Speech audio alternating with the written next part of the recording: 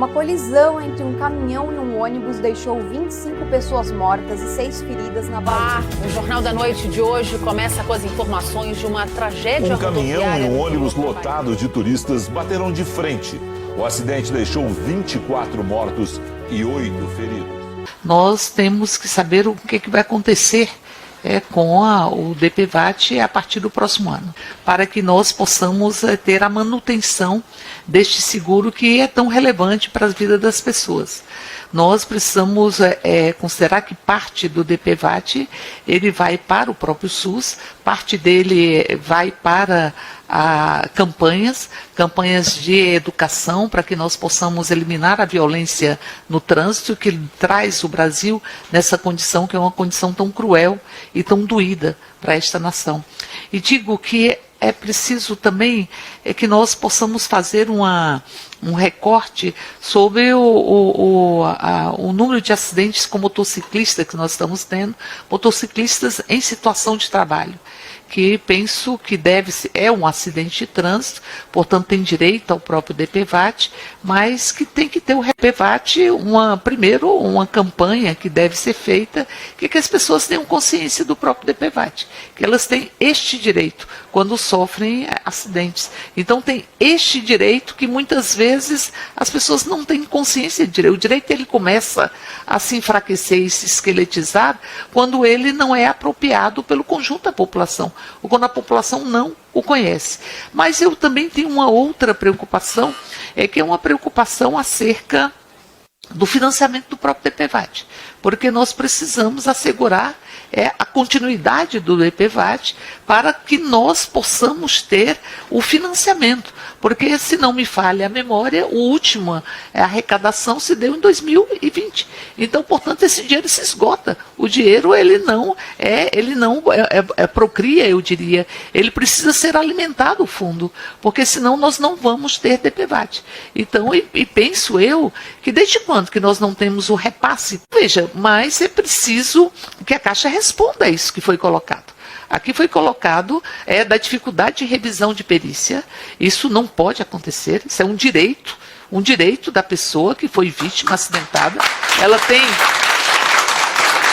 Ela tem que ter todas as condições para fazer a revisão da sua própria... Isso que foi posto. Nós vimos um vídeo aqui e não dá para fazer de conta que não se viu.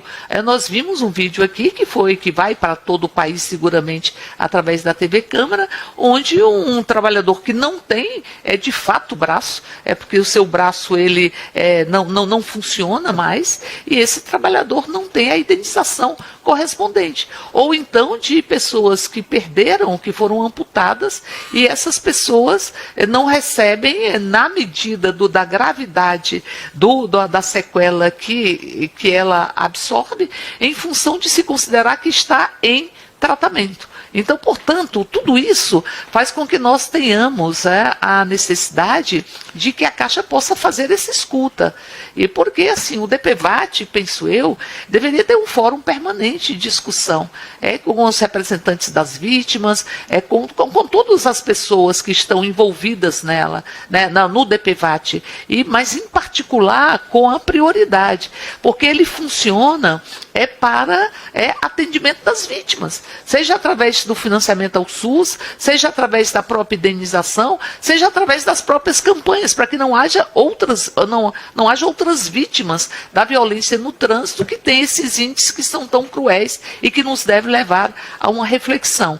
Então, penso eu que os desafios que estão postos, essa comissão tem que assumir a buscar respostas junto ao governo federal, esgotando as fontes através da ausência de arrecadação, e você tem a crônica de uma morte anunciada, digamos assim, do DPVAT, com o que ele representa de tão relevante serviço para o conjunto das pessoas vítimas da violência no trânsito. A segunda coisa que também nós precisamos responder, você não pode ter uma indenização congelada desde 2006, então você está congelada há 10 anos, há mais de 10 anos, há 17 anos, se não me engano. Há 17 anos você tem uma indenização congelada, porque as coisas não ficaram congeladas, né? Os custos não ficaram congelados, o próprio custo de vida, ele também não ficou congelado nesse período.